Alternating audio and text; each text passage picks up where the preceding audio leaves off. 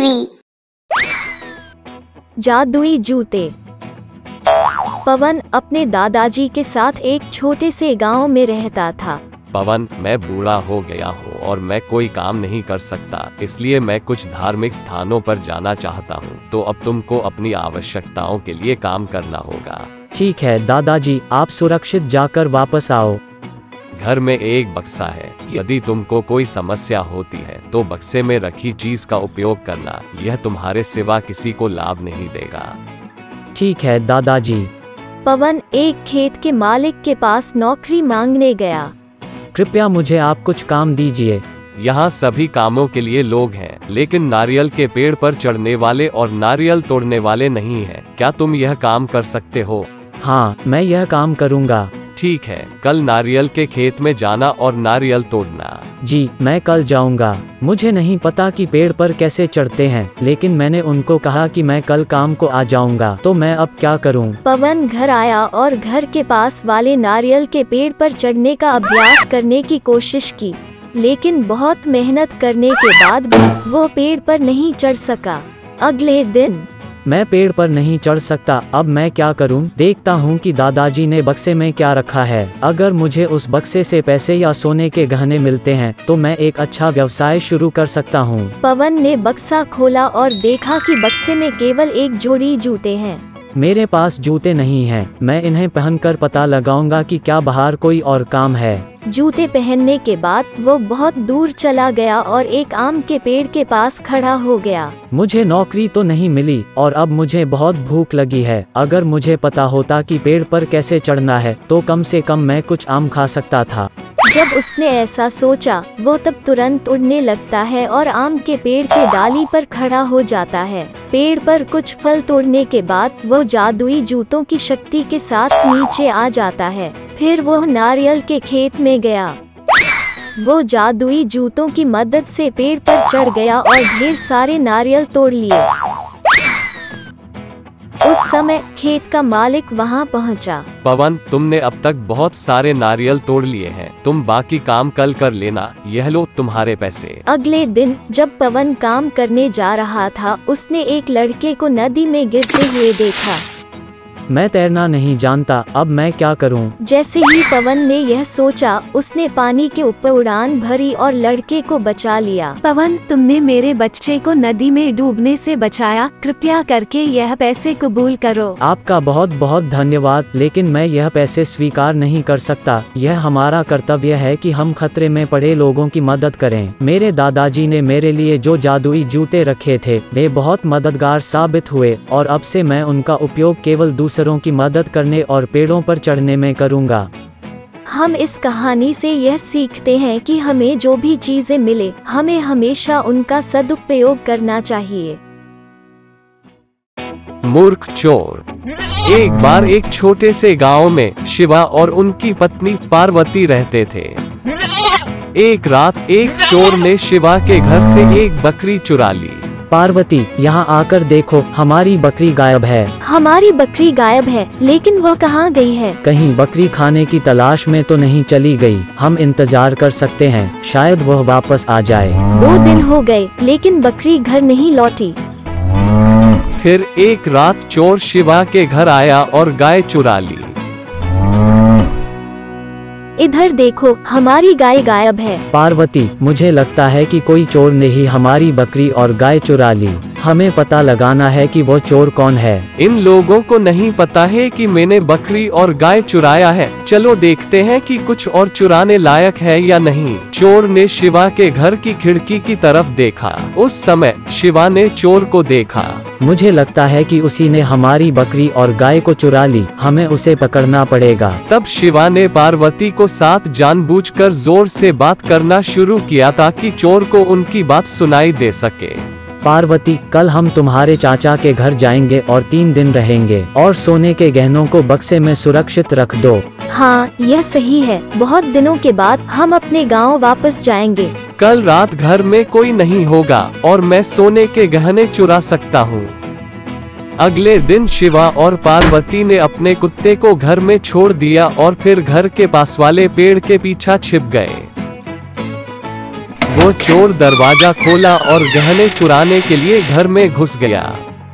जो चोर घुसा उसका पीछा कुत्ते ने किया। वो कुत्ते से डर गया और ऊंची मेज पर चढ़ गया। उसी समय शिवा ने घर के बाहर से दरवाजे को बंद कर दिया। शिवा ने अपने पड़ोसियों को अपने घर आने और चोर को पकड़ने में मदद करने के लिए बुलाया। चोरी की हुई बकरी और गाय कहाँ हैं? जी, मैं आपको आपकी बकरी और गाय लौटा दूंगा। मैं आज से चोरी नहीं करूंगा, मुझे माफ करें। इस कहानी से हम ये सीखते हैं कि यदि हम चतुराई से कदम लें तो हम जीवन में आने वाले संकटों को टाल सकते हैं या उनसे निवारण पा सकते हैं।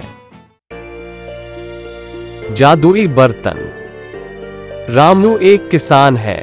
उसके पास एक छोटा सा खेत था और वह अपने खेत में फल और सब्जियां उगाता था। फिर उसने गांव के लोगों को फल और सब्जियां बेची। एक दिन उसने पेड़ से फल लूट लिया। उस समय पास के गमले में केवल एक फल गिरा। जब रामू इसे लेने के लिए पास गया तो बर्तन फलों से भरा था। उसने आश्चर्य किया। वह बर्तन लेकर घर आया और अपनी पत्नी को दिखाया। पत्नी ने भी आश्चर्य से बर्तन को देखा। इसके बाद हमारी परेशानियां दूर हो जाएंगी। इस जादुई बर्तन से हम बहुत सारे फल और सब्जियां प्राप्त कर सकते हैं और उन्हें बेच सकते हैं और जल्द ही अमीर बन जाएंगे। रामू ने एक जादुई बर्तन में एक के बाद एक फल और सब्जियां डाली और बहुत सारे फल और सब्जियां प्राप्त की। तब वह ज्यादा कारोबार कर रहा था। कुछ दिनों बाद वह लग्जरी और अमीर हो गया है। रामू के पड़ोसी सोमू ने देखा, हालांकि वह बिना फल और सब्जियों के खेती से कैसे दिन ब दिन अमीर होते गए। यह जानने के लिए कि वह क्या कर रहा है, सोमू खिड़की के बाहर खड़ा था और रामू के घर में झांक रहा था। उस समय रामू ने एक फल रखा और उस बर्तन से बहुत सारे फल प्राप्त किए। सोमू भी एक अमीर आदमी बनना चाहता है। रामू से अनजान वह उस जादू के बर्तन को अपने घर ले आया। उसने सोचा कि फलों और सब्जियों को डालने के बजाय अगर मैं उस जादुई बर्तन में एक सोने का सिक्का डालूं तो मैं जल्द ही अमीर बन जाऊंगा। उसने एक सोने का सिक्का उस जादुई बर्तन में रख दिया। अपने लालच के कारण उसने बर्तन भरने से पहले दोनों हाथ छोड़ दिए। उसके दो हाथ बर्तन में फंस गए, लेकिन वह उस बर्तन से अपना हाथ नहीं निकाल सका। वह चिल्लाया। सोमू की चीख के कारण रामू वहां आ गया। उसने जादुई बर्तन को तोड़ दिया और सोमू के हाथों को बचा लिया। सोमू, मुझे जादू का बर्तन मिला और मैं अमीर था, लेकिन स्वास्थ्य और मन की शांति चली गई थी। इसलिए हम दोनों फिर से खेती कर सकते हैं और खुशी से रह सकते हैं। कहानी की नैतिक। मेहनत के बिना हमारे द्वारा अर्जित सभी पैसे लंबे समय में खुश नहीं होंगे। मच्छी करी बेचने वाला। जेकब और लूसी दोनों मच्छी तलने और मच्छी करी के व्यापार में थे। जेकब बाजार गया और उस दिन के कारोबार के लिए मछली खरीदी। लूसी, इन मछलियों को साफ करो, हमें व्यापार के लिए जाना है। ठीक है, मैं उन्हें साफ कर दूंगी। उस समय जब लूसी मछलियों की सफाई कर रही थी, कुछ छोटी मछलियां जिंदा थीं। मैं इन छोटी मछलियों को नहीं पकाऊंगी। मुझे शायद इन छोटी मछलियों को अपने तालाब में छोड़ देना चाहिए। लूसी ने उन छोटी मछलियों को बचाने के लिए उनको तालाब में छोड़ा। 2 दिनों के बाद भारी बारिश हुई और तालाब पानी से भर गई। हर बार वो छोटी मछलियों को तालाब में छोड़ देती थी। कुछ महीने बाद जेकब मछली बाजार गया और मछली खरीदे बिना वापस लौट आया। आपने आज मछली क्यों नहीं खरीदी? आज मछली की कीमत ज्यादा थी, इसलिए मैंने मछली नहीं खरीदी। अगले दिन जेकब उदास था। वह बाहर टहलने गया। तालाब के पास पहुंचते ही उसने देखा कि मछलियां खेल रहे थे। लूसी, आओ और हमारे तालाब को देखो। वे दोनों तालाब में इतने मछलियां देखकर आश्चर्यचकित थे। लूसी, पहले तो हमारे तालाब में मछलियाँ नहीं थीं, लेकिन अब कई मछलियाँ हैं। यह कैसे संभव है? मैं तालाब में जिंदा लाई गई छोटी मछलियों को छोड़ देती थी। वे बड़े हो गए और अब मछलियाँ ज्यादा हो गए हैं। हमें अब मछलियाँ खरीदने की जरूरत नहीं होगी। अब हम इन मछलियों को पकड़कर बेच सकते हैं। लूसी, तुमने दयाभाव से छोटी मछलियों को तालाब में छोड़ा था, अब वो बढ़ गए और हमारा समस्या हल कर दिए। जेकब और लूसी दोनों ने जाल से तालाब की मछलियां पकड़ी। बाद में उन्होंने मछली करी व्यापार से मुनाफा कमाया। हम इस कहानी से ये सीखते हैं कि जीवन में किए गए छोटे मोटे अच्छे काम आगे हमें संकट के समय सहायता करती है।